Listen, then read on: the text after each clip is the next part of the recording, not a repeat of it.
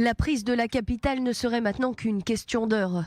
Au 18e jour de l'invasion, les forces russes poursuivent leur offensive en direction de Kiev. Elle ne serait qu'à une dizaine de kilomètres. En attendant, les combats se poursuivent dans d'autres villes du pays.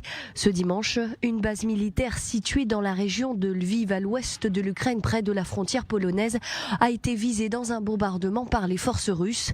Les dégâts de ces combats sont considérables. Des bibliothèques, des mosquées et même des hôpitaux ont été visés. Selon les Nations Unies, près de 600 civils auraient été tués.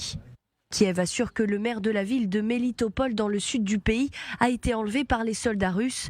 Vidéo à l'appui, le président Zelensky dénonce des actes terroristes de la Russie. Ils sont passés à un nouveau stade de terreur dans lequel ils essaient d'éliminer physiquement les représentants des autorités ukrainiennes locales. La capture du maire de Melitopol est donc un crime, non seulement contre une personne en particulier, contre une communauté et contre l'Ukraine, mais c'est un crime contre la démocratie en tant que telle. Pour les gens vivant au sein de démocraties, les actes des envahisseurs russes seront assimilés à ceux de terroristes de l'État islamique. Autre inquiétude pour l'OTAN, l'utilisation d'armes chimiques par la Russie. Si Moscou en vient à utiliser ces armes, ce serait un crime de guerre, selon le secrétaire général de l'Alliance nord-atlantique. Ces derniers jours, nous avons entendu des allégations absurdes à propos des laboratoires développant des armes chimiques et biologiques. Nous devons rester vigilants, car la Russie elle-même pourrait planifier des opérations utilisant des armes chimiques. Ce serait un crime de guerre.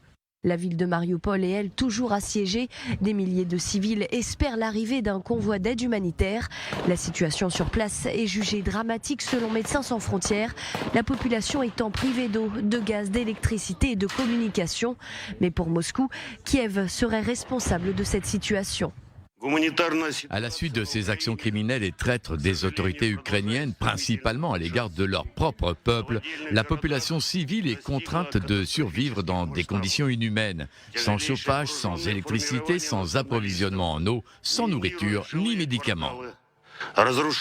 Les Ukrainiens continuent de fuir leur pays.